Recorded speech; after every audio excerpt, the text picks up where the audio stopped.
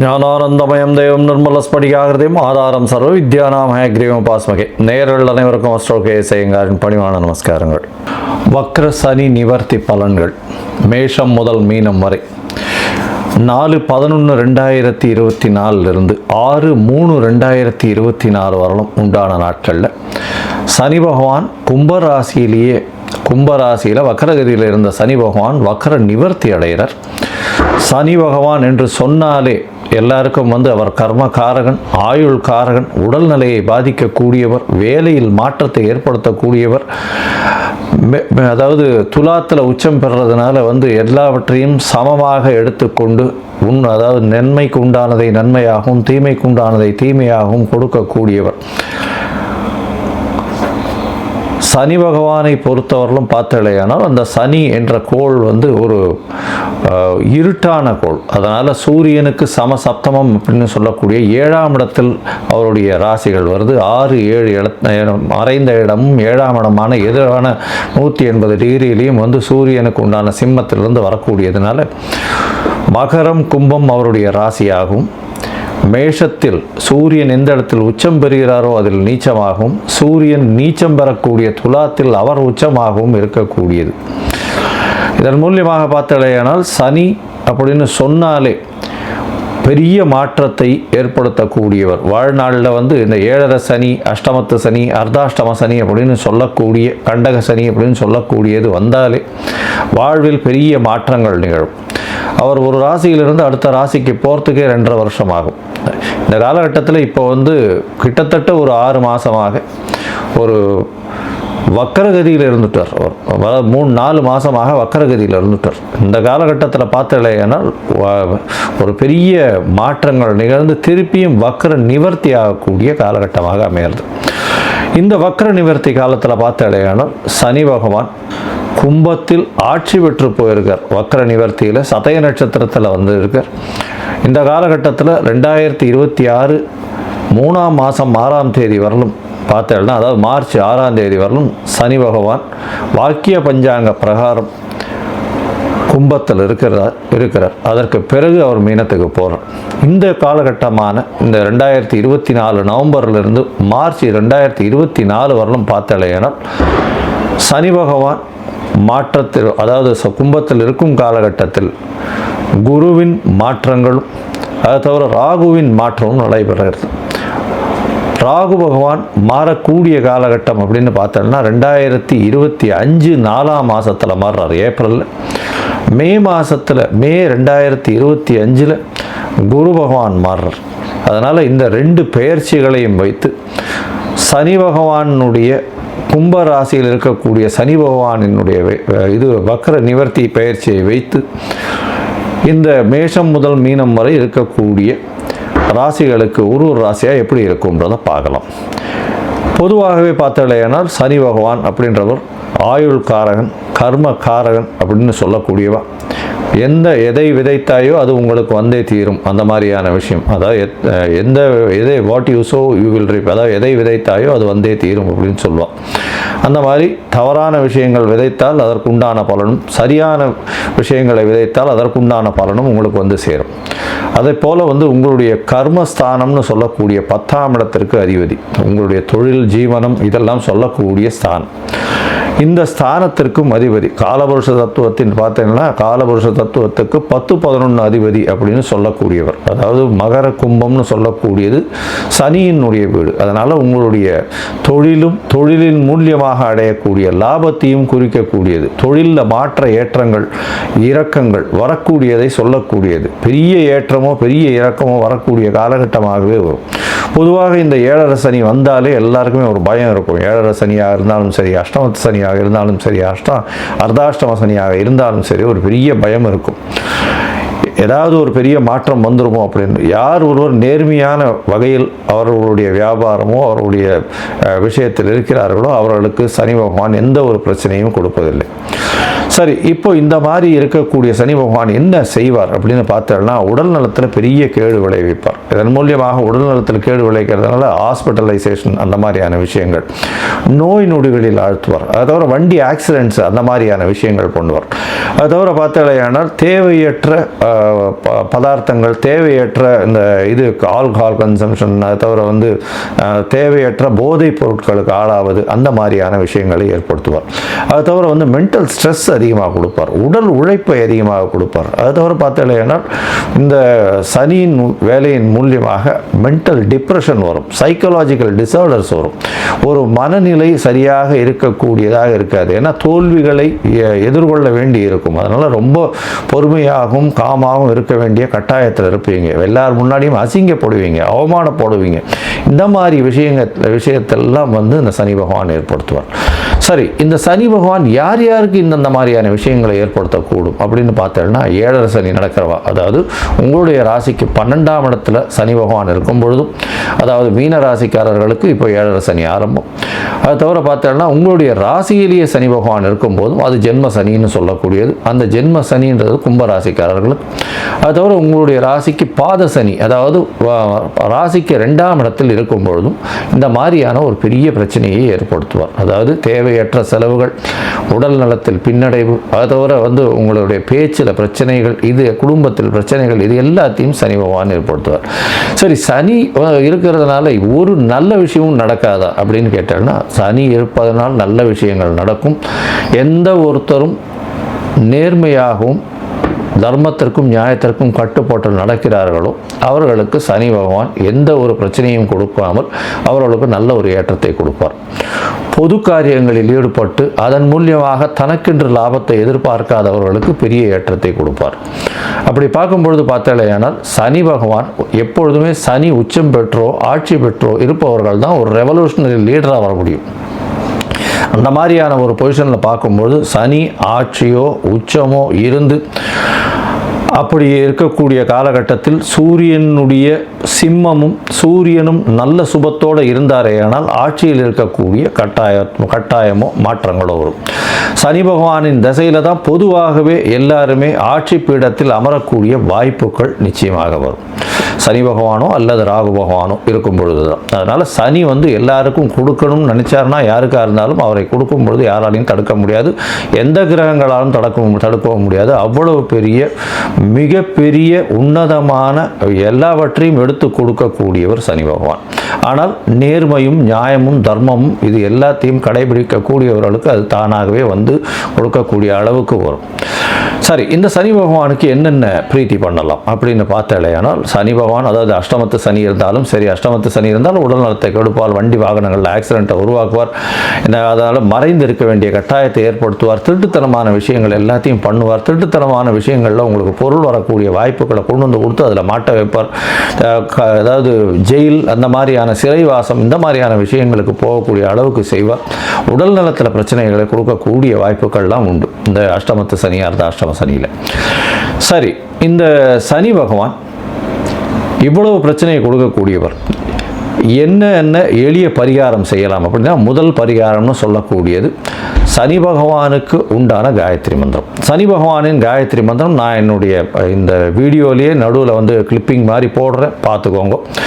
அவருக்கு 2 காயத்ரி மந்திரம் சொல்கிறா. ஓம் சனீஸ்வராய வித்மஹே சாயாபுத்ராய தீமஹி தன்னோ சனி பிரசோதயாத்து அப்படின்னு ஒரு காயத்ரி மந்திரமும், ஓம் காகத்வஜாய வித்மஹே கட்கஹஸ்தாய தீமஹி தன்னோ சனி பிரசோதயாத்து அப்படின்னு இன்னொரு காயத்ரி மந்திரமும் 2ம் சொல்கிறா. இந்த காயத்ரி மந்திரத்தில் ஏதாவது ஒன்று, சனி காயத்ரியில் ஏதாவது ஒன்று ஒரு நாளைக்கு 8 முறை ஜபிச்சு வர்றதன் மூலியமாக சனி பகவானுடைய தொல்லைகளிலிருந்து அதாவது முடிந்த அளவுக்கு விலகக்கூடும் அப்படின்றத சொல்கிறோம். சரி, இப்போ சனி பகவானுடைய தொல்லைகளிலிருந்து வேறு என்னென்ன பரிகாரங்கள் அப்படின்னு பார்த்தாலேயானால், அருகில் இருக்கக்கூடிய அந்தணர்களுக்கோ பிராமணர்களுக்கோ உங்களால் முடிஞ்ச வேஷ்டி துண்டு, அதாவது துண்டுன்றது வஸ்திரம்,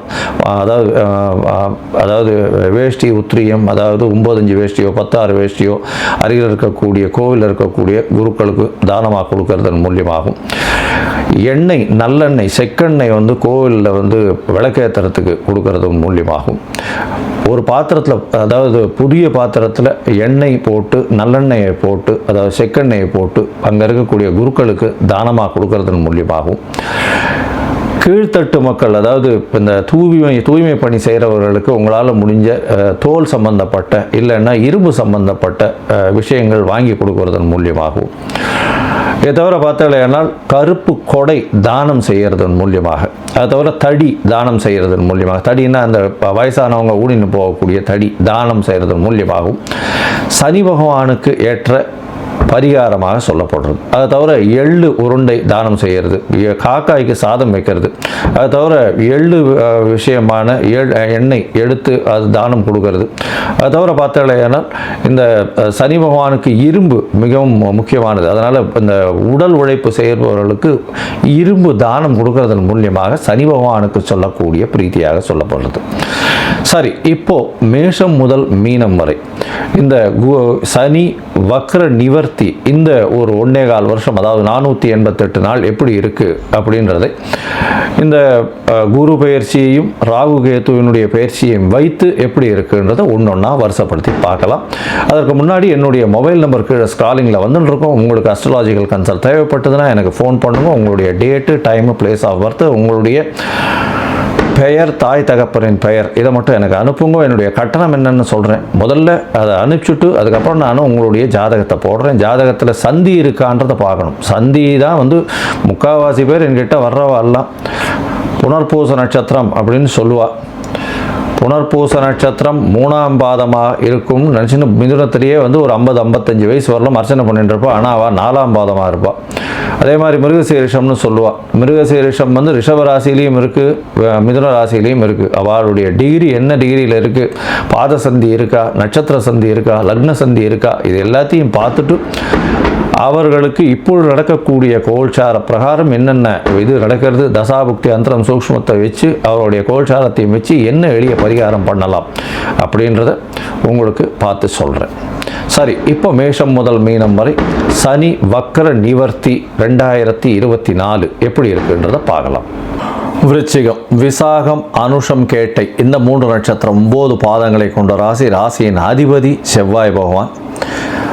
மிகவும் கோபக்காரராக இருக்கக்கூடிய வாய்ப்பு, மறைந்திருந்து இருக்கக்கூடிய, அதாவது எப்படின்னா எப்போ பார்த்தாலும் பிடிவாதம் பிடிக்கக்கூடிய குணம். பெண் செவ்வாய் வேறு, பிடிவாதம் குணம் அதிகமாக இருக்கக்கூடியது.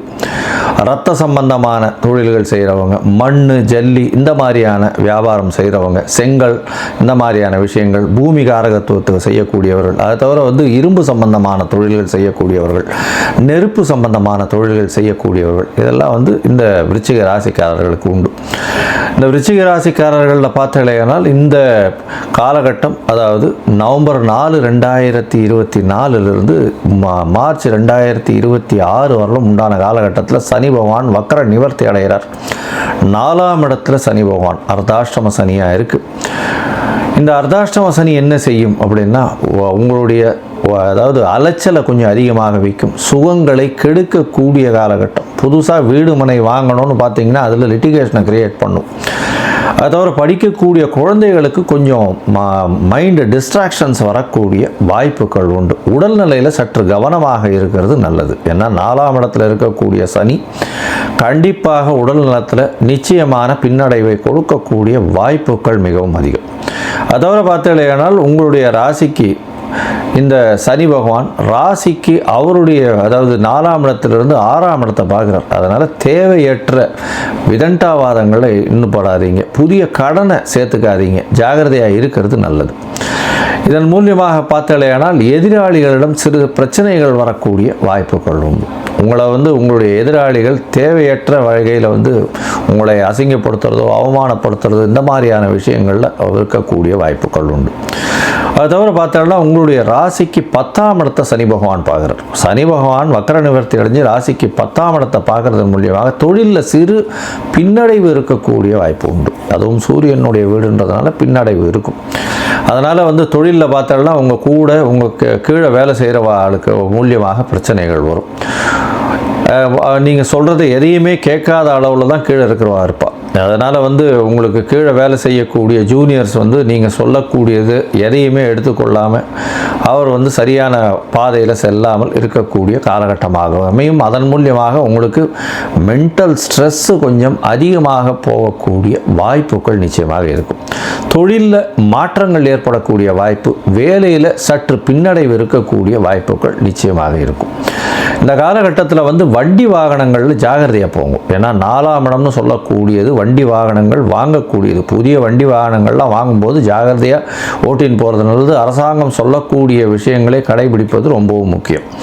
அது தவிர வந்து தேவையற்ற இந்த பானங்கள் குடிக்கிறது, அதை தவிர வந்து இந்த எந்த ஒரு விஷயத்தையும் போதைகளுக்கு அடிமையாகுதல், இதெல்லாம் வந்து நல்லது கிடையாது. கண்டிப்பாக இந்த காலகட்டத்தில் தேவையற்ற சுகங்களை தேடி போகக்கூடிய மனநிலை வரும். அதனால் அந்த காலகட்டம் பண்ணாதீங்க, ஜாகிரதையாக இருக்கிறது நல்லது. சரி, இந்த 1.5 வருஷமும் இப்படியே இருக்குமா? அதாவது நவம்பர் 2024 மார்ச் 2026 வரலும் மொத்தமே இப்படி இருக்குமா அப்படின்னா அப்படி இல்லை.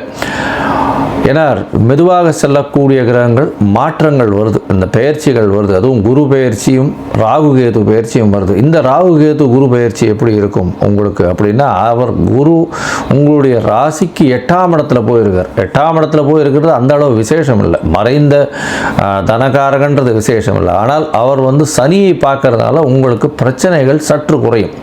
வேலையில் பணம் வரும், உடல் நலத்தில் சற்று ஏற்றங்கள் தெரியக்கூடிய காலகட்டமாக குரு பகவான் மாறின உடனே, அதாவது மே 2025 ஒரு மாற்றங்கள் தெரியும். அதாவது நவம்பர் 2024 மே மாதம் வரலும் ரொம்ப ஜாகிரதையாக இருக்கிறது நல்லது. எந்த ஒரு விஷயத்திலையுமே உங்களுக்கு அலைச்சல் அதிகமாக இருக்கும். அந்த அலைச்சல் இருந்தாலும் உங்களுக்கு அதுக்குண்டான ரிட்டர்ன்ஸ், ஃபினான்ஷியல் ரிட்டர்ன்ஸ் வரக்கூடிய வாய்ப்புகள் நிச்சயமாக இருக்காது. 5ஆம் இடத்துல ராகு பகவானும் வந்து வர்றார். ராகு பகவான், அதாவது 4ஆம் இடத்துல ராகு பகவானும் வர்றார். 2 கிரகங்கள் துர்கிரகங்களும் 4ஆம் இடத்துல போய் இருக்கக்கூடிய காலகட்டமாக அமைய போகிறது. அதனால் நிச்சயமாக படிக்கக்கூடிய மாணவர்களுக்கு பெரிய பின்னடைவு இருக்கும். போட்டித் தேர்வுலலாம் நீங்கள் 200% எஃபோர்ட் போட்டிங்கன்னா 100% வரும். அந்த மாதிரி காலகட்டமாக அமையும். ரொம்ப ஜாகிரதையாக படிப்பில் ஒரு தடவைக்கு 4 தரம், ஒரு தடவைக்கு 5 தரம் படிக்கிறது ரொம்பவும் நல்லது. மைண்டு டிஸ்ட்ராக்ஷன்ஸ் ரொம்ப அதிகமாக வரக்கூடிய வாய்ப்புகள் உண்டு. தாயின் உடல்நிலையில் சற்று பின்னடைவு ஏற்படக்கூடிய வாய்ப்புகள் உண்டு.